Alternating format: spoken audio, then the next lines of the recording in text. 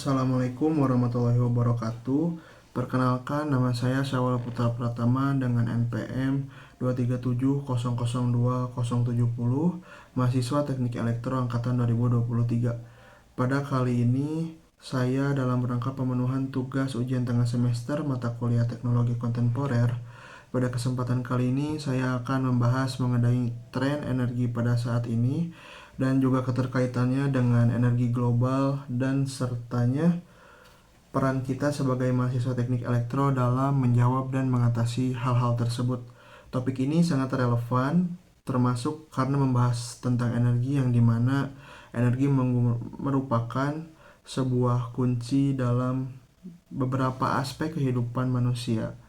Untuk tren energi masa kini, saat ini dunia dalam bidang energi sedang melakukan pergeseran besar dari transisi bahan bakar fosil ke energi terbarukan. Dan juga pemerintah Indonesia saat ini sedang melakukan perencanaan Z-Zero Emission, yaitu pengurangan ataupun menghilangkan emisi yang ada di Indonesia.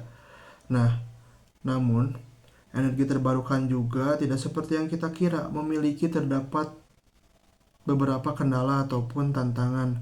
Seperti yang kita ketahui, tenaga air yang bergantung kepada cuaca, tenaga angin yang hanya mengandalkan di siang hari, dan juga tenaga angin yang mengandalkan kecepatan angin, lalu tenaga surya yang hanya mengandalkan di siang hari.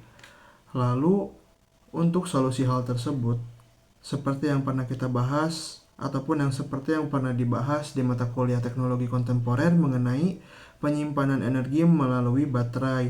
Hal tersebut dapat menjadi solusi dan juga mengatasi permasalahan di bidang tersebut. Selain itu, perkembangan kendaraan listrik juga sudah mulai merambah di Indonesia. Karena itu juga dapat menjadi tren yang signifikan. Kendaraan listrik ini dianggap lebih efisien dan dapat membantu pemerintah dalam mengurangi angka emisi di Indonesia. Konsep smart grid juga ataupun jaringan listrik cerdas mulai banyak dipergunakan di sini. Smart grid memungkinkan komunikasi dua arah antara penyedia listrik dan juga konsumennya, sehingga distribusi energinya dapat menjadi lebih efisien dan menyesuaikan dengan kebutuhan yang secara real time.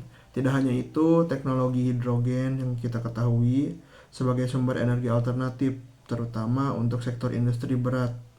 Seperti itu. Lanjutnya saja ke keterkaitan dengan penggunaan fenomena global pada saat ini.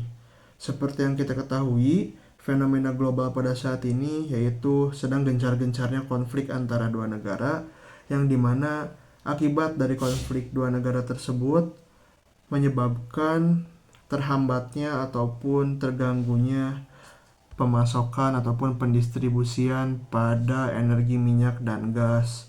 Selain itu, gangguan pada jalur distribusi juga dalam energi global seperti jalur pelayaran atau pipa gas dapat mempengaruhi stabilitas pasokan energi. Hal ini menunjukkan bahwasannya sistem energi global sangat rentan terhadap gangguan eksternal. Persaingan dalam pengusahaan mineral krisis seperti litium, kobalt, dan nikel juga semakin meningkat. Mineral-mineral ini sangat penting dalam produksi baterai, terutama untuk kendaraan listrik yang saat ini sedang tren di Indonesia.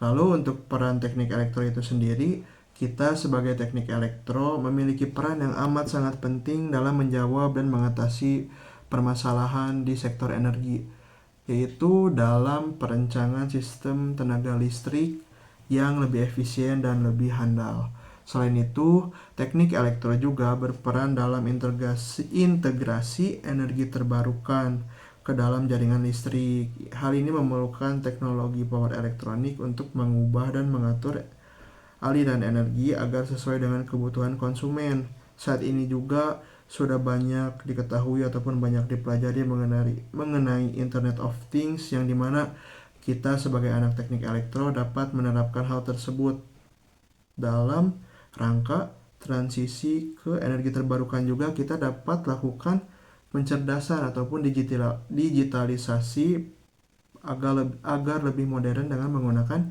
kecerdasan buatan, Internet of Things, seperti itu.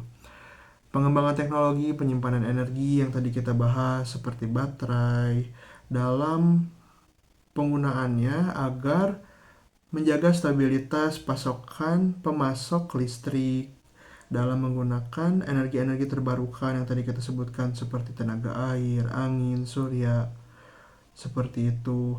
Lalu untuk yang terakhir, solusi dari Indonesia ataupun solusi dan inovasi. Solusi dan inovasinya sudah banyak disebutkan dari penjelasan saya yang tadi. Untuk menghadapi tantangan di masa depan ini, diperlukan solusi yang inovatif dan aplikatif. Salah satu solusinya yaitu dengan pengembangan smart grid. Smart gridnya dapat kita kaitkan dengan Internet of Things. Lalu juga penerapan microgrid sebagai sebuah langkah ataupun sebuah solusi untuk menjawab hal-hal atas permasalahan tersebut. Pemanfaatan kecerdasan buatan yang tadi saya bilang juga benar-benar sangat membantu menurut kami sebagai anak teknik elektro.